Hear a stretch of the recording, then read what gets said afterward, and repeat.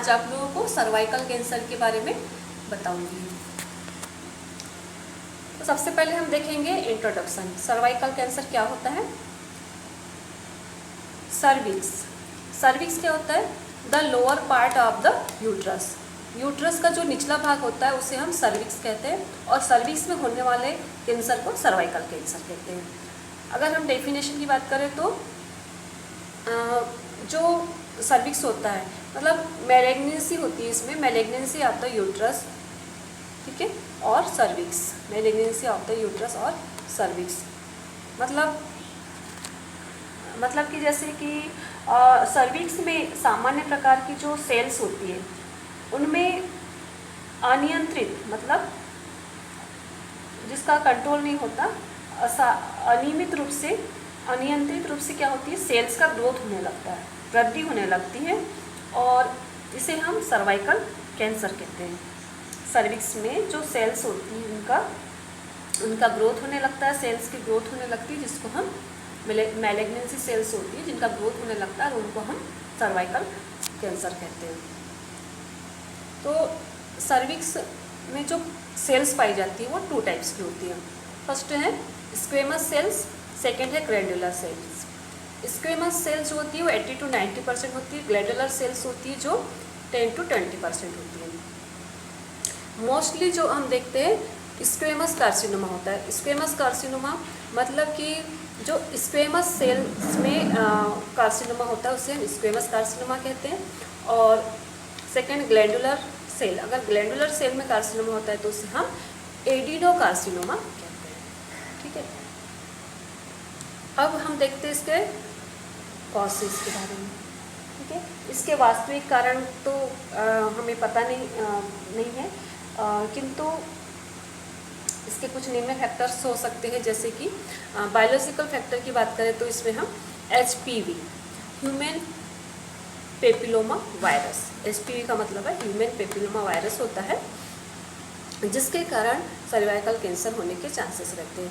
Mainly जो cancer होता है वो स्किन टू स्किन कांटेक्ट होने के कारण भी ये वायरस मतलब इसके कारण भी होता है, स्किन टू स्किन कांटेक्ट होने से भी हो सकता है, और इसके कुछ रिस्क फैक्टर होते हैं, जैसे कि लो सोशियो इकोनॉमिक स्टेटस के कारण ये इसका एक रिस्क फैक्टर हो सकता है। दूसरा है मल्टीपल सेक्सुअल परफॉर्मेंस एक्टिविटी, एक से अधिक व्यक्ति के साथ सेक्सुअल संबंध रखना।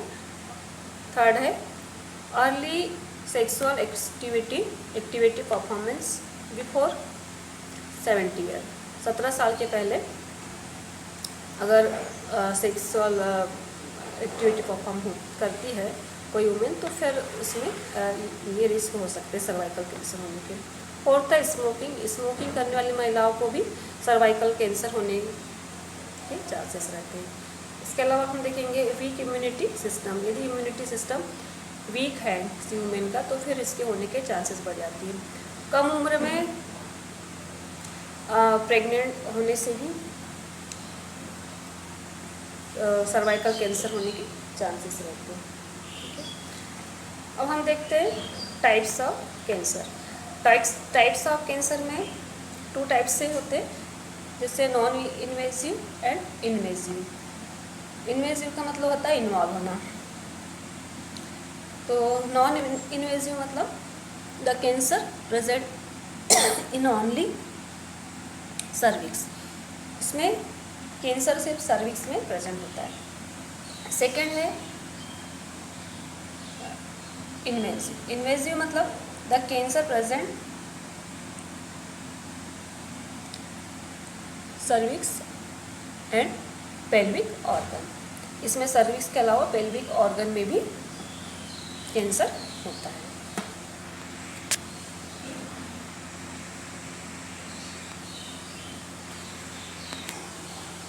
अब हम देखते हैं stage of invasive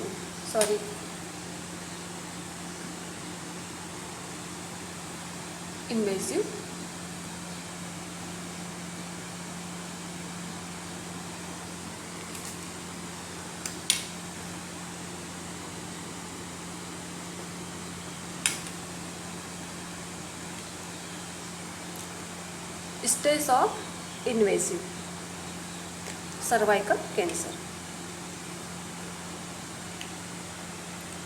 cervical cancer की 4 स्टेज होती है। इन्वेसिव की बात कर रहे हैं अब अभी। इन्वेसिव मतलब जिसमें और भी ऑर्गन्स इन्वॉल्व होते हैं। इन्वेसिव मतलब इसमें और भी ऑर्गन इन्वॉल्व होते हैं। तो invasive stage of invasive cancer, cervical cancer की 4 स्टेज होती है। फर्स्ट स्टेज की हम बात करते हैं तो इसमें सिर्फ cancer present only cervix. First stage में कैंसर सिर्फ सर्विक्स में प्रेजेंट होता है, ठीक है। सेकेंड स्टेज में cancer present cervix with involvement of uterus. इसमें सर्विक्स के अलावा यूट्रस भी इन्वॉल्व होता है, ठीक है। सेकेंड स्टेज में सर्विक्स के अलावा यूट्रस भी इन्वॉल्व होता है। थर्ड स्टेज में cervix, uterus and some parts of vagina and pelvic floor. Third stage में cervix, uterus, some part of vagina and pelvic floor भी इसमें इन्वॉल्व होता है, ठीक है। अब फोर्थ स्टेज में हम देखते हैं cervix, uterus, vagina and some part of, इसमें ब्लडर एंड रेक्टम भी इन्वॉल्व होता है। इसमें फोर्थ स्टेज में cervix, uterus, vagina and some part of bladder and rectum, ठीक है। ये फोर्थ स्टेज में होता है, ठीक है। इस प्रकार से इन्वेसिव सर्वाइकल कैंसर की 4 स्टेज होती है। अब हम देखते हैं इसमें सर्वाइकल डिस्प्लेसिया। सर्वाइकल डिस्प्लेसिया क्या होता है?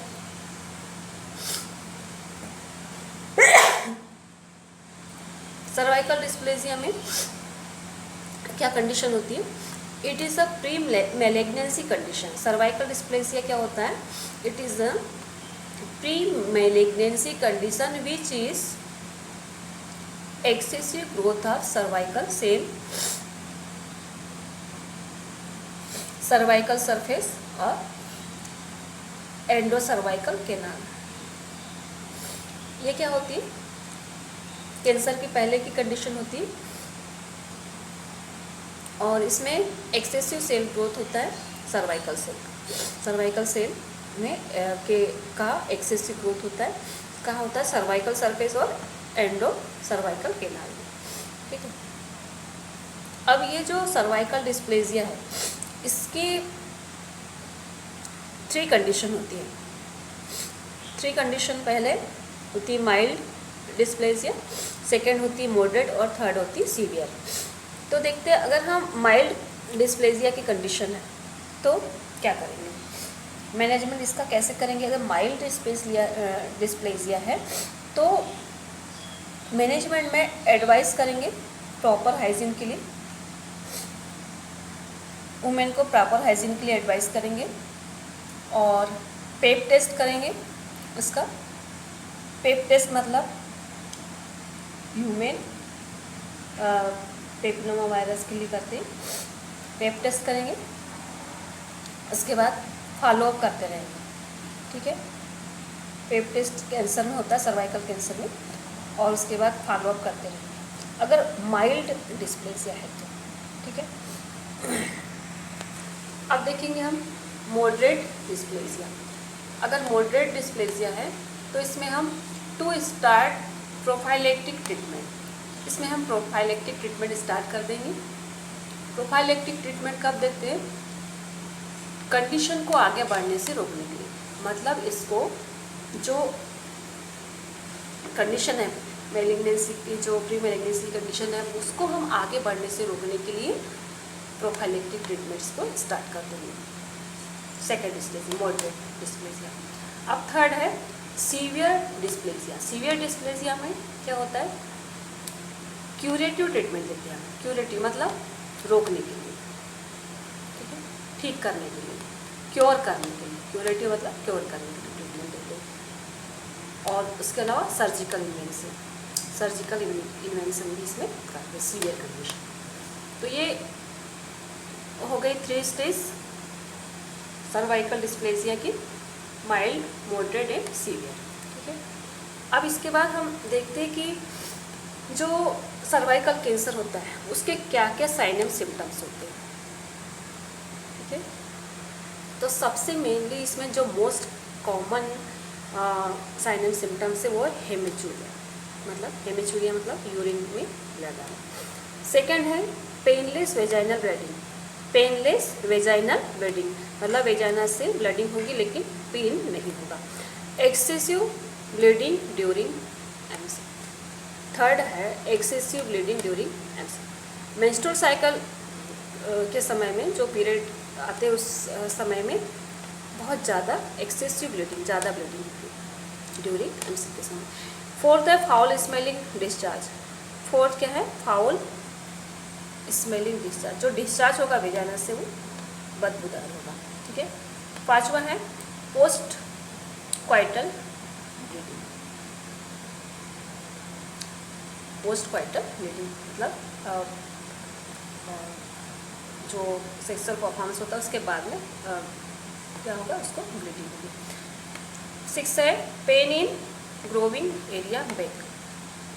पेन इन ग्रोविंग एरिया मतलब ग्रोविंग एरिया में उसको पेन होगा और बैक साइड में पेन होगा।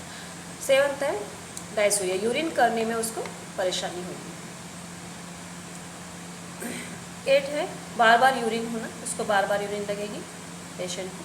9 है किडनी प्रॉब्लम भी आ सकती है उसको, और अधिक ब्लीडिंग होने के कारण एनीमिया की कंडीशन भी आ सकती है। तो ये साइन एंड सिम्टम्स हमको देखने को मिलेंगे किसमें? सर्वाइकल कैंसर में, ठीक है। अब देखिए हम इसका डायग्नोसिस कैसे करें। डायग्नोसिस करने के लिए सबसे पहले हिस्ट्री कलेक्शन करना होता है, ठीक है। पेशेंट की हिस्ट्री कलेक्शन करेंगे। सेकेंड स्क्रीनिंग करेंगे। स्क्रीनिंग किस लिए करेंगे? HPV DNA टेस्ट करेंगे इसमें। इसके अंदर पेप टेस्ट करते हैं। क्या करेंगे? Pap test. HPV virus, human papilloma virus का पता करने के लिए। और थर्ड है पंच बायोप्सी। पंच बायोप्सी के अंदर इंस्ट्रूमेंट को सर्विक्स के अंदर डालते हैं और फिर स्मेयर लेते हैं, ठीक है। इसके बाद फोर्थ है सर्वाइकल कर्टेज। सर्वाइकल कर्टेज, ठीक है, एक स्पून के आकार का जो कर्टेज होता है उसको सर्विक्स के अंदर डाल करके बायोप्सी लेते हैं उसका। फिर फिफ्थ है CT स्कैन करेंगे, MRI करेंगे, एक्सरे करेंगे। इसके अलावा 6 है सिस्टोस्कोपी करेंगे और पता लगाएंगे इसमें कि सर्वाइकल कैंसर के होने का कारण का पता लगाएंगे इसमें। तो ये हो गया उसका डायग्नोसिस। अभी हमने देखे डायग्नोसिस के बारे में। अब हम देखेंगे सर्वाइकल कैंसर के मैनेजमेंट के बारे में। मैनेजमेंट इसका सबसे पहले हम इसको देखते हैं कि कंडीशन इसकी कैसी है, उसके ऊपर हम इसका ट्रीटमेंट डिपेंड करता है। तो इसमें हम रेडियोथेरेपी करते हैं, कीमोथेरेपी एंड सर्जरी। इसके अलावा एक कंबाइंड थेरेपी भी होती है, ठीक है। तो सबसे पहले हम देखेंगे रेडियोथेरेपी के बारे में। रेडियोथेरेपी तो दो तरीके से करते हैं, एक एक्सटर्नल बीम थेरेपी और दूसरा है internal beam therapy. External beam therapy में जो रेडिएशन की जो बीम होती है उसको ऊपर से ही मतलब दिया जाता है इसको। और जो इंटरनल बीम थेरेपी होती है इसमें जो बीम होती है, रेडिएशन की जो बीम होती है उसको सेल करके अंदर की ओर उसको रेडिएशन दिया जाता है, ठीक है। अब है इसके बाद देखते हैं लेज़र थेरेपी। लेज़र थेरेपी में जो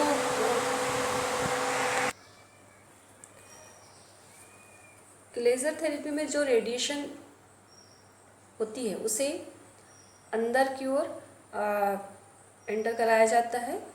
जो रेडिएशन होता है वो जो सेल टिश्यू होते हैं उसके फ्रूट को एब्जॉर्ब कर लेता है ऑस्मोसिस करके, और जिसके कारण जो सेल होती है वो ड्राई हो जाती है। इसमें जो लेज़र थेरेपी होती है उसमें जो रेडिएशन की जो बीम उसको सर्वाइकल केनाल में, केविटी में अंदर डाला जाता है, जिसके कारण क्या होता है, जो सेल टिश्यू होते हैं उसमें जो फ्लूइड होता है उसको वो जो रेडिएशन की किरणें होती है जो उसको एब्जॉर्ब कर लेती है, ऑस्मोसिस कर लेती है, और जिसके कारण की जो सेल्स होती है वो ड्राई हो जाती है और इस प्रकार से वो नष्ट हो जाती है। अब हम इसके बाद देखते हैं क्रायोथेरेपी। क्रायोथेरेपी एक होती है जिसमें जो टिश्यू होते हैं उसे हम फ्रीजिंग करते हैं, मतलब फ्रीजिंग करके उसको नष्ट किया जाता है। जैसे जो टिश्यू होते हैं उसे हम फ्रीजिंग ऑफ द टिश्यू कहते हैं, और इसमें किसके थ्रू उसको ठंडा किया जाता है, किसके थ्रू फ्रीजिंग किया जाता है, तो नाइट्रोजन गैस के through, freezing of the tissue through by nitrogen gas. तो वो जो सेल्स होती है फ्रीजिंग के थ्रू ठंडी जो करते हैं उनको फ्रीजिंग करते हैं, जिसके कारण वो नेक्रोसिस हो जाती है और सेल्स की डेथ हो जाती है। ठीक है, इसके बाद देखेंगे हम सर्जिकल थेरेपी। सर्जिकल थेरेपी में देखेंगे हम पहले है कोनाइजेशन। कोनाइजेशन में क्या करते हैं, जो कोन शेप्ड सर्वाइकल पार्ट होता है, सर्वाइकल केनाल होती है कोन शेप्ड होती है, तो सर्वाइकल जो कोन शेप्ड पार्ट होता है उसको रिमूव कर दिया जाता है, कोन शेप्ड सर्वाइकल पार्ट को रिमूव कर देता है, उसे हम कोनाइजेशन कहते हैं। सेकंड है हिस्टेरेक्टोमी। हिस्टेरेक्टोमी में रिमूव ऑफ द यूट्रस कर लिया जाता है, यूट्रस को निकाल दिया जाता है। थर्ड है पेल्विक एक्सेंटेशन। पेल्विक एक्सेंटेशन में remove of the metastatic part, इसमें जो मेटास्टेटिक पार्ट होता है उसको रिमूव कर दिया जाता है। अब इसको हम 3 टाइप्स परफॉर्म करते हैं। फर्स्ट है एंटीरियर, पोस्टीरियर एंड थर्ड है टोटल। एंटीरियर में हम कौन से पार्ट को रिमूव करते हैं, तो इसके अंतर्गत हम uterus, fallopian tube, vagina, ovary, bladder and urethra को रिमूव करते हैं। ठीक है, सेकेंड है पोस्टीरियर। पोस्टीरियर में cervix, uterus, fallopian tube, rectum, anal canal एवं असेंडिंग कॉलन को रिमूव करते हैं। और थर्ड जो होता है टोटल, टोटल में बोथ एंटीरियर पोस्टीरियर दोनों ही पार्ट्स को इसमें रिमूव कर दिया जाता है पेल्विक एक्सटेंटेशन के अंतर्गत। अब इसके बाद हम देखते हैं आफ्टर इन्वेंशन, मतलब सर्जरी के बाद जो हमें देखभाल करनी होती है वो। इसमें हम मॉनिटर करते हैं vital sign BP, pulse, respiration, bleeding, infection. Surgery का जो पार्ट आता है उसमें सेप्सिस होने के चांसेस रहते हैं, तो ये सब चीज़ें हमको सर्जरी के बाद देखनी होती है। इसके बाद हम और देखेंगे, जैसे डीप वेनस थ्रोम्बोसिस हो रहा है, यदि डीप वेनस थ्रोम्बोसिस हो रहा है तो उसमें हम क्या देंगे, एंटी एम्बोलिज्म स्टार्टिंग देंगे, ये थ्रोम्बोसिस को कम करता है। ठीक है, इसके बाद मॉनिटर करेंगे वेजाइनल ब्लीडिंग को। वेजाइनल ब्लीडिंग को कैसे मॉनिटरिंग करेंगे, वन पेड यदि 1 आवर्स में हो रहा है, गीला हो रहा है, जैसे एक पेड 1 घंटे में यदि गीला हो रहा है तो मतलब ब्लीडिंग ज़्यादा हो रही, तो इस कंडीशन में हम डॉक्टर को इन्फॉर्म करेंगे। ठीक है, अब हम देखते हैं इसमें कुछ कॉम्प्लिकेशंस हो सकते हैं। कॉम्प्लिकेशन जैसे कि प्लेलाइटिस होता है। प्लेलाइटिस का मतलब होता है रीनल पेल्विस में इन्फ्लामेशन होना, रीनल पेल्विस में इन्फ्लामेशन होना, उसको प्लेलाइटिस कहते हैं। दूसरा है पायोमेटा। पायोमेटा मतलब यूट्रस के अंदर पस भर जाना, है ना। और इसके अलावा है रेक्टोवेजाइनल। रेक्टोवेजाइनल में क्या होता है, एनस और वेजाइना के बीच में असामान्य कनेक्शन हो जाता है। ठीक है, और फोर्थ है वेसिकोवेजाइनल। वेसिकोवेजाइनल कॉम्प्लिकेशन में क्या होता है, ब्लैडर एवं वेजाइना के बीच में असामान्य कनेक्शन हो जाता है। ठीक है, इसके अलावा यूरेमिया। यूरेमिया मतलब ब्लड में नाइट्रोजन वेस्ट प्रोडक्ट जो होते हैं, एक्सक्रीटरी जो मटेरियल होता है वो ब्लड में आने लगता है। इसके अलावा सेप्सिस होने के चांसेस होते हैं। ठीक है, तो सर्जिकल ट्रीटमेंट में ये सारे कॉम्प्लिकेशन होने के चांसेस रहते हैं। तो सर्जिकल के दौरान हमें बहुत सी देखभाल करनी होती है। ठीक है, तो अभी हमने पढ़ा सर्वाइकल कैंसर के बारे में। सर्वाइकल कैंसर क्या होता है और ये किस कारण से होता है, इसके टाइप्स बताए हमने, और इसके बाद में हमने इसके थेरेपी, इसका डायग्नोसिस कैसे करते हैं, डायग्नोसिस के बाद इसका मैनेजमेंट कैसे करते हैं, इसके बारे में हमने बताया है। तो आई होप आप लोगों को समझ में आ गया होगा। Thank you.